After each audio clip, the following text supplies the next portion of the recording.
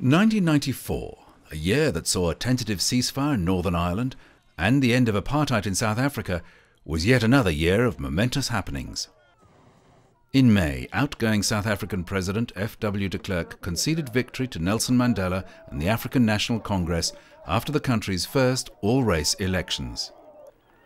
Mandela led the dancing right across South Africa. In city streets and township settlements, ANC supporters and others celebrated the new democratic South Africa. Also in May, Jacqueline Kennedy Onassis was laid to rest next to the grave of her assassinated first husband, John F. Kennedy, at Arlington National Cemetery, just outside Washington, D.C. People stood outside the cemetery quietly as the funeral procession of limousines slowly made its way from National Airport up George Washington Parkway and into the Cemetery of Heroes. At the graveside were her surviving children Caroline and John Jr. In a eulogy, President Bill Clinton said that the former First Lady seemed always to do the right thing in the right way. Kennedy Onassis had been praised not only for her sophistication that brought a sense of style to the nation, but also for her bravery in the face of the numerous tragedies that befell her through her life. At the site of the eternal flame lit by Jacqueline Kennedy Onassis 31 years ago, whether she was soothing a nation grieving for a former president or raising its children with the care and the privacy they deserve, or simply being a good friend, she seemed always to do the right thing in the right way.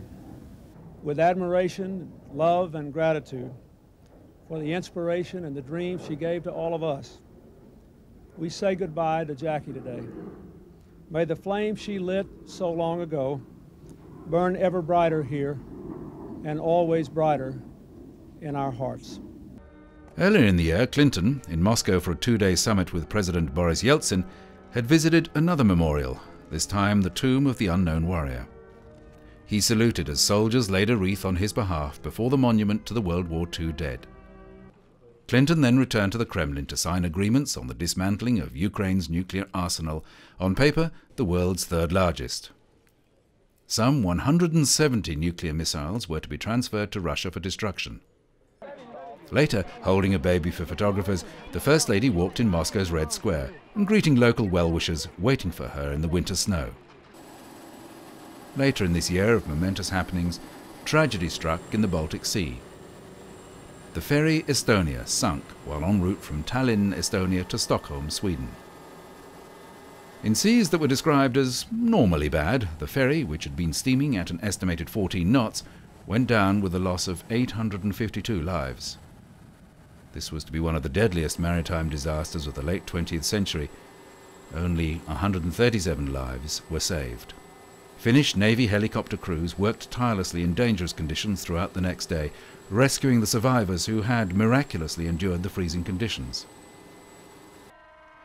In a move towards peace in Northern Ireland, the Provisional IRA announced in August a cessation of military operations. In the following period, there were disputes about the permanence of the ceasefire, whether parties linked to paramilitaries should be included in talks, and the rate of normalization in Northern Ireland. Loyalist bombings and shootings, and punishment beatings from both sides continued. Also making efforts towards peace were Israeli Prime Minister Yitzhak Rabin and Jordan's King Hussein, with peace talks in Amman. The two countries had been striving to resolve the thorny issues of security, water rights to the Jordan and Yarmouk rivers, and a claim by Jordan to about 350 square kilometers of mainly arid land. And later in the year, witnessed by US President Bill Clinton, the historic peace treaty was signed, ending 46 years of war between the two countries.